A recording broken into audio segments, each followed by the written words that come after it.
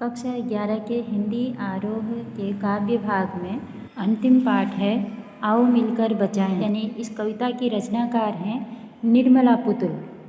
आओ मिलकर बचाएं इस कविता की व्याख्या को समझने के बाद का अभ्यास कार्य है, जिसमें शीर्षक लिखा हुआ है कविता के साथ संबंधित। पहला प्रश्न है, माटी का रंग प्रयोग करते हुए किस बात की ओर संकेत किया गया है।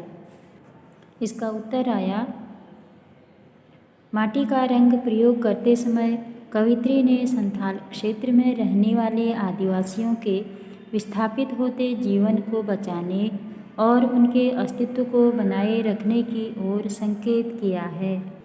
दूसरा प्रश्न आया, भाषा में झारखंडीपन से क्या आशय है। इसका उत्तर है, भाषा में झारखंडीपन से अभिप्राय है संथाल क्षेत्र में रहने वाले आदिवासी समाज की भाषा का झारखंडीपन ज्यों का त्यों बना रहे, क्योंकि आदिवासी समाज इसी परंपरागत भाषा में अपने भावों को स्वच्छंदतापूर्वक व्यक्त कर सकता है।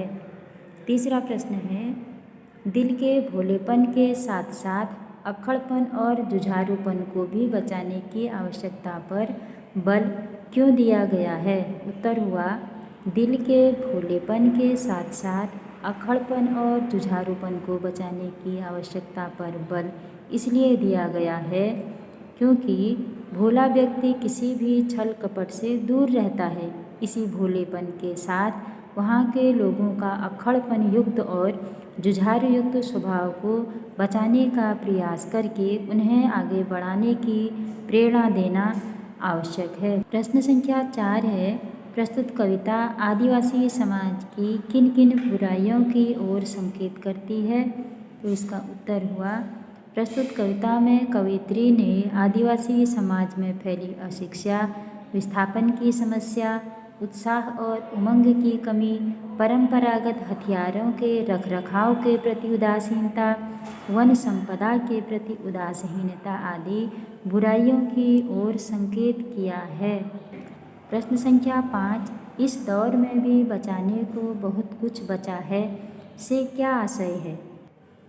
उत्तर है, इस दौर में भी बचाने को बहुत कुछ है से आशय है कि सुख दुख के समय बिताने के लिए कुछ स्थान हो, वृद्धजनों को एकांतवास में शांतिपूर्वक वातावरण की आवश्यकता होती है। इन सबको बचाना है।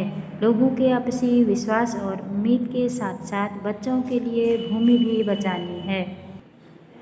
प्रश्न संख्या 6 है, निम्नलिखित पंक्तियों के काव्य सौंदर्य को उद्घाटित कीजिए।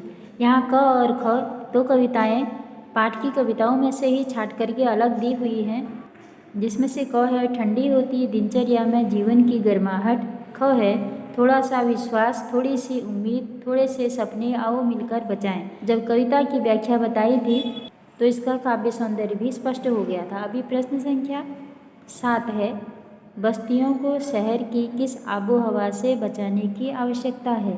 इसका उत्तर है, बस्तियों को शहर के सामाजिक और अन्य आबो हवा से बचाए रखने की आवश्यकता है। शहरों में प्राकृतिक पर्यावरण की ही कमी नहीं बल्कि नैतिकता और व्यावहारिक कमी भी है, इसलिए कवयित्री बस्तियों को बचाना चाहती हैं।